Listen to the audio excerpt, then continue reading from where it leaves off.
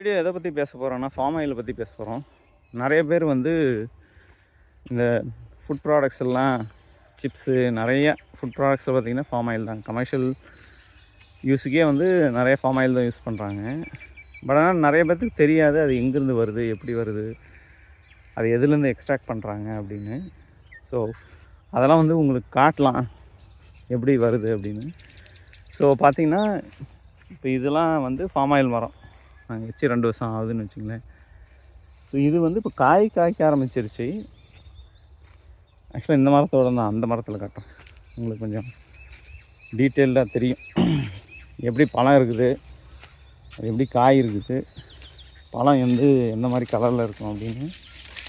So இது பார்த்திங்கன்னா ஃபுல்லாக இதெல்லாமே காய், இது பார்த்திங்கன்னா பழம். ஸோ இப்படி மாறின பிற்பாடி தான் அதை வந்து கொலையாக வெட்டிக்கிட்டு போவாங்க.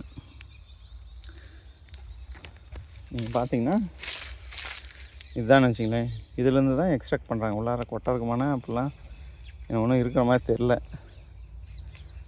இது பார்த்தா தேங்காய் மட்டாயில் ஈச்சம்பழம் மாதிரி தான் இருக்குது எனக்கு. ஆனால் என்னென்னா இது கொஞ்ச நேரம் பிடிச்சி தேய்ச்சம் பாருங்கள், அப்படியே வளன்னு ஆயிடுச்சு. அதுக்கு மஞ்சளாக இருக்குது உள்ளார. இது என்னென்னா ஆக்சுவலாக 2 ப்ராடக்ட் மேக் பண்ணுறாங்க. இது கொண்டு போய் வேவிச்சு அதுக்கு வந்து நிறைய ப்ராசஸ் இருக்க மாட்டேங்குது. அது வந்து 2 ப்ராடக்ட்ஸ். ஒன்று வந்து குக்கிங் ஆயிலாகவும், ஒன்று வந்து காஸ்மெட்டிக்ஸ்க்கும் யூஸ் பண்ணுறாங்க. இப்போ சோப் மேனுஃபேக்சரிங்லாம் எங்கள் ஊரில் பார்த்திங்கன்னா கோத்ரேஜ் வந்து போட்டிருக்காங்க. இப்போ சென்ட்ரல் கவர்மெண்ட் வந்து நிறைய ஸ்கீம்ஸ் ப்ரொவைட் பண்ணுறாங்கன்னு வச்சுங்களேன் இது மேலே.